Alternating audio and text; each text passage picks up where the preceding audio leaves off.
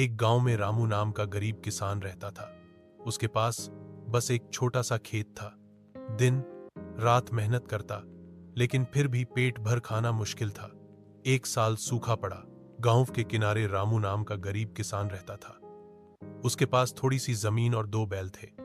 सुबह सूरज निकलने से पहले ही वह खेत में पहुंच जाता, मिट्टी जोतता, बीज बोता और दिन भर पसीना बहाता। बारिश ठीक से हो जाए तो फसल अच्छी होती, वरना घर का चूल्हा जलाना भी मुश्किल पड़ जाता। रामू की पत्नी घर संभालती और बच्चे स्कूल जाते, लेकिन अक्सर पढ़ाई छोड़कर खेत में मदद करनी पड़ती। गांव के लोग जानते थे कि रामू मेहनती है, पर हालात कभी उसके पक्ष में नहीं होते। एक साल बारिश देर से आई, फसल सूखने लगी। रामू ने हिम्मत नहीं हारी, कुएं से पानी खींच खींच कर पौधों को बचाया। कटाई के समय भले ही फसल कम हुई, लेकिन उसकी मेहनत देखकर गांव वालों ने मिलकर उसका अनाज खरीद लिया।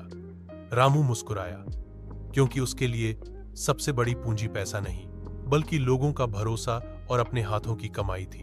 गांव के किनारे रामू नाम का गरीब किसान रहता था। उसके पास थोड़ी सी जमीन और 2 बैल थे।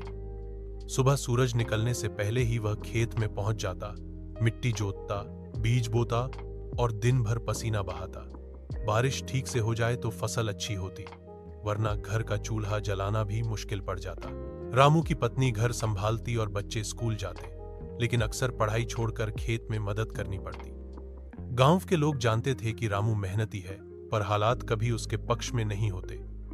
एक साल बारिश देर से आई, फसल सूखने लगी।